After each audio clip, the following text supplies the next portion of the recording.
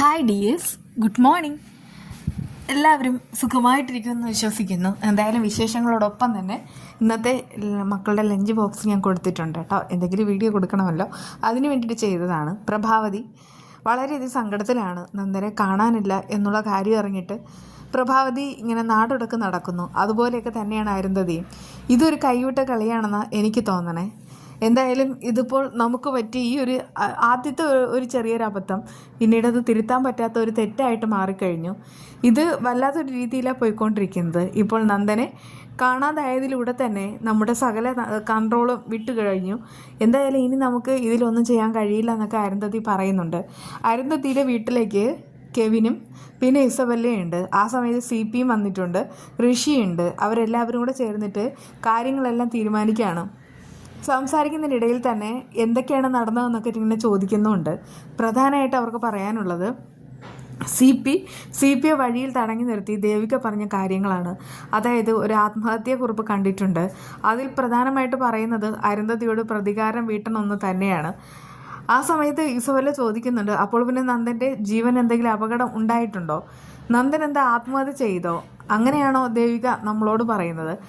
അരുന്ധതി പറയുന്നുണ്ട്, നന്ദനെ കാണാതായതിൽ ദേവികയ്ക്ക് ഇപ്പോൾ യാതൊരുവിധ വിഷമമില്ല എന്നുള്ളത് ഞാൻ മനസ്സിലാക്കിയിട്ടുണ്ട്. അതിനർത്ഥം നമ്മൾ എന്ത് കളിയാണോ കളിച്ചത് ആ ഒരു കളി തന്നെയാണ് അവരും കളിക്കുന്നത്. അതായത് അന്ന് ആ ജഡ്ജി ഇവിടെ വന്ന സമയത്ത് അയാൾ വെറുതെ ഒന്നുമല്ല വന്നത്. ഋഷിയെ കാണാതായിട്ട് അയാളാണെങ്കിൽ ഹെൽപ്പ് ചെയ്യുക എന്നൊക്കെയാണ് പറഞ്ഞത്. ആ സമയത്ത് അയാൾക്ക് എൻ്റെ മുഖഭാവം അറിയണമായിരുന്നു. അങ്ങനെയൊക്കെ അയാളാണെങ്കിൽ അവസാനം എന്നോട് ചോദിച്ചൊരു ചോദ്യമുണ്ട്, അല്ല മകനെ കാണാതായിട്ടും മകനെ കണ്ടുപിടിച്ച് തരാം എന്നിങ്ങനെ വാക്ക് പറഞ്ഞിട്ടും അരുന്ധതിയാണെങ്കിൽ ഒന്നും മിണ്ടുന്നില്ല. എന്താ കാരണം? എന്താ ഒരു സന്തോഷമില്ലാത്തത്? അങ്ങനെയൊക്കെ ചോദിച്ചിരുന്നു. അതേ കാര്യം എൻ്റെ മനസ്സിൽ ഇപ്പോഴും ഓടി വരികയാണ്. നന്ദനെ കാണാതായിട്ട് ഇത്ര ദിവസമായിരിക്കുന്നു. ദേവികയാണെങ്കിൽ കൊണ്ടുപിടിച്ച് അങ്ങോട്ട് അന്വേഷിക്കുന്നില്ല. ആകെ കൂടെ DYSPയോട് മാത്രമാണ് കാര്യങ്ങൾ പറഞ്ഞിട്ടുള്ളത്. വേറെ മറ്റ് MLAമാർക്ക് ചെയ്യാൻ പറ്റുന്ന കാര്യങ്ങളൊന്നും തന്നെ അവൾ അധികമായിട്ടൊന്നും ചെയ്യുന്നുമില്ല. അതിനർത്ഥം എന്താ? നന്ദൻ എവിടെയോ ഉണ്ട്, അത് ഉറപ്പാണ്. ആ ഒരു കാര്യം ദേവിയേക്കും അറിയാം.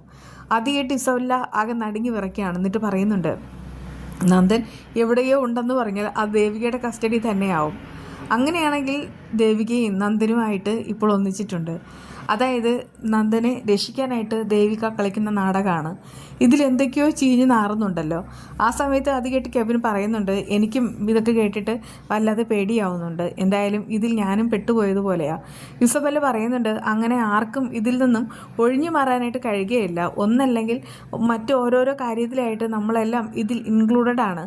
ഇതിൻ്റെ ലാഭവും പറ്റിയിട്ടുണ്ട്. ഋഷി പറയുന്നുണ്ട്, എനിക്കാണെങ്കിൽ പറയാനുള്ളത് നഷ്ടത്തിൻ്റെ കണക്കാണ്. എനിക്ക് ഒരുപാട് വർഷത്തിന് മുൻപ് ഒന്ന് നഷ്ടമായി. അതെൻ്റെ ജീവിതത്തിലെ ഏറ്റവും വലിയ സമ്പത്തായിരുന്നു. എന്തായാലും ആ ഒരു സമ്പത്തിന് തിരിച്ചു കിട്ടില്ല. പക്ഷേ എനിക്കിനി തോറ്റ് പിന്മാറാൻ വയ്യ. അതുകൊണ്ടാണ് ഞാൻ ഇത്രയും റിസ്ക് എടുത്തിട്ട് കാര്യങ്ങളെല്ലാം കൈകാര്യം ചെയ്യുന്നത്.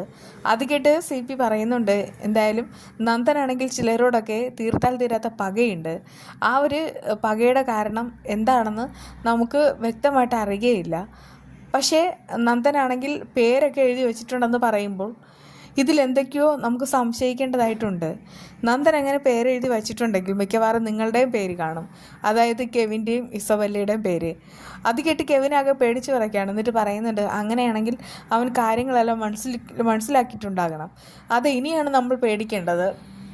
ഋഷി മറങ്ങിരുന്നിട്ടാണ് ഓരോ കാര്യങ്ങൾ ചെയ്തത്. അതുപോലെ തന്നെ നന്ദൻ ഇനി മറങ്ങിരുന്ന് ഓരോന്നായിട്ട് ചെയ്യാനായിട്ട് ശ്രമിക്കും. നന്ദൻ എവിടെയാണെന്ന് അറിയില്ല എന്ന് അവരെല്ലാവരും പറയുന്ന പച്ചക്കള്ളാണ്. അത് കേട്ട് അരുന്ധതി പറയുന്നുണ്ട്, പക്ഷേ പ്രഭാവതി അഭിനയിക്കുന്നതാണെന്ന് എനിക്ക് തോന്നുന്നില്ല.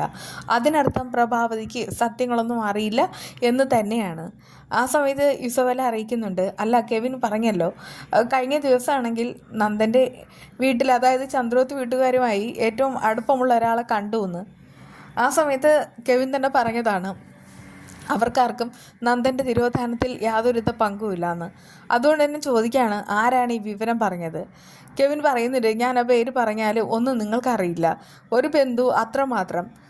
ചില ഇൻഫർമേഷൻ എന്നോട് പങ്കുവച്ചത് അവരാണ്. തൽക്കാലം എനിക്ക് അവരെക്കുറിച്ച് പറയാൻ കഴിയില്ല. കാരണം അത് ഒറ്റ കൊടുക്കുന്നത് പോലെയാണ്. ഇനി ഞാനങ്ങനെ ഒറ്റ കൊടുത്താൽ അവരിനി കൂടുതൽ രഹസ്യങ്ങളൊന്നും പറയുകയില്ല. അതുകൊണ്ടൊക്കെ തന്നെ ഞാനിത് പറയുന്നില്ല. ആ സമയത്ത് ഇസബല്ലയുടെ മുഖം പാടുകയാണ്. എന്നിട്ട് പറയുന്നുണ്ട്, ഇതിനിടയിൽ കിടന്ന് ദേവിയാണ് കളിക്കുന്നതെങ്കിൽ കളി മാറും. എന്തായാലും ദേവികയ്ക്കുള്ള പണി ഞാൻ കൊടുത്തോളാം, എല്ലാ കാര്യങ്ങളും ഇനി എനിക്ക് വിട്ടേക്ക്, ഞാൻ തന്നെ എല്ലാം ചെയ്തോളാം എന്നൊക്കെ ഇങ്ങനെ അവൾ പറയുന്നുമുണ്ട്. ആ സമയത്ത് എന്താണ് പ്ലാൻ എന്നൊക്കെ അവരിങ്ങനെ ചോദിക്കുകയാണ്. അല്ല, ദേവിക എന്നോട് മുട്ടാറായിട്ടില്ല, എന്തായാലും അവൾ തീക്കൊള്ളി കൊണ്ടാണ് തലച്ചൊറിയുന്നത്, അതുകൊണ്ട് തന്നെ അവളെ ഇനി ഞാൻ വെറുതെ വിടില്ല എന്നൊക്കെ പറഞ്ഞിട്ട് പോവാണ് കേട്ടോ. ഈ ഇസബല്ലയാണെങ്കിൽ ചില കളി പഠിപ്പിക്കാനാണ് നടക്കുന്നത്. അതുകൊണ്ടൊക്കെ തന്നെ ഇനിയിപ്പോൾ ദേവികയെ തട്ടിക്കൊണ്ടു പോകാനുള്ള ഒരു ചെറിയൊരു പ്ലാനും അവളുടെ മനസ്സിലുണ്ട്. എന്നാൽ പ്രഭാവതി ഇടയ്ക്കിടയ്ക്ക് നന്ദൻ്റെ ഡയറി എടുത്ത് വായിച്ചിട്ട് കരയുന്നുമുണ്ട്.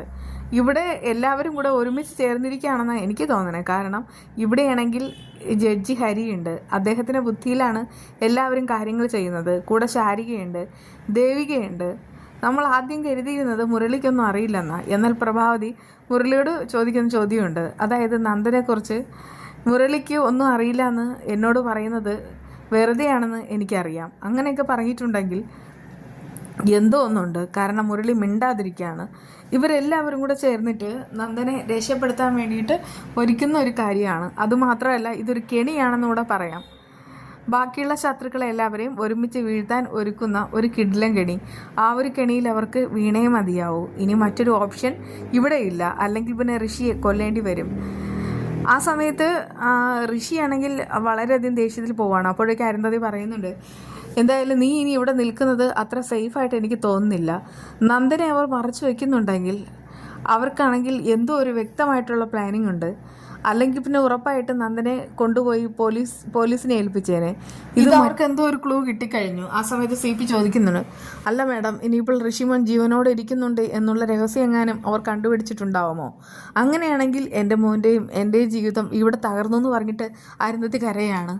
എന്തായാലും അങ്ങനെ ഒരു രഹസ്യം അവർ മനസ്സിലാക്കിയിട്ടുണ്ടെങ്കിൽ എല്ലാവരുടെയും കള്ളത്തരവും അവർ കണ്ടുപിടിച്ചിട്ടുണ്ടാകും. അതുകൊണ്ടൊക്കെ പറയുന്നത് ഇനി ഇവിടെ ഋഷി നിൽക്കുന്നത് പന്തിയല്ല. അപ്പോഴേക്കും അവർ പറയുന്നുണ്ട്, പക്ഷേ അവർ ബാക്കിയുള്ള തെളിവുകളെല്ലാം കൂടെ നോക്കില്ലേ, അതായത് അവർ കുഴിമാടത്തിലേക്ക് പോകും. അവിടെ പോയിട്ട് ബാക്കിയുള്ള കാര്യങ്ങൾ ചെക്ക് ചെയ്ത് കഴിഞ്ഞാൽ അതോടുകൂടെ എല്ലാം കഴിയും. അതെ, ഇത് അവസാനിക്കാൻ പോകുന്ന ഒരു ഗെയിമാണ്. ഈ ഒരു ഗെയിമിൽ ജയിക്കുന്നത് ദേവിക തന്നെയായിരിക്കും. അല്ലെങ്കിൽ പിന്നെ എന്തെങ്കിലും ഒന്ന് ചെയ്തേ പറ്റൂ. CP പറയുന്നുണ്ട് ഇസബല്ല എന്തെങ്കിലും ചെയ്യും. ഇസബൽ ഓരോന്നും ചെയ്യുന്നുണ്ട്, പക്ഷേ അതെല്ലാം ആപത്തിലേക്ക് പോകുന്ന വഴിയാണെന്ന് എനിക്ക് തോന്നാൻ. അത് ഓർത്തിട്ടാണ് എനിക്കും പേടി. ഋഷി പറയുന്നുണ്ട്, ഞാൻ രണ്ടും കൽപ്പിച്ച് തന്നെയാണ് ഉള്ളത്. ഇനി എന്താ വേണ്ടതെന്ന് എനിക്കറിയാം. നന്ദൻ അല്ലെങ്കിൽ ചന്ദ്രോത്ത് വീട്ടിൽ മറ്റൊരാൾ. എന്തായാലും അവനാണെങ്കിൽ രണ്ടും കൽപ്പിച്ച് തന്നെയാണ് നിൽക്കുന്നത്. അതുകൊണ്ട് തന്നെ അവൻ മറ്റാരെങ്കിലും കൂടെ അപകടപ്പെടുത്താനുള്ള ആ ഒരു വഴി ഇങ്ങനെ നോക്കിക്കൊണ്ടേയിരിക്കുന്നു. ഒരു ചെറിയൊരു കുരുക്കായിരുന്നു. ആ ഒരു കുരുക്ക് ഇങ്ങനെ വലിഞ്ഞു മുറുക്കി ഋഷിയെയും ഇസബലിനെയും കെവിനെയും അത് കെണിയിലേക്ക് തന്നെ കൊണ്ടുപോകും. എന്തായാലും ഇതൊക്കെ തന്നെയാണ് വിശേഷങ്ങൾ. ബാക്കി വിശേഷമായി കാണാം.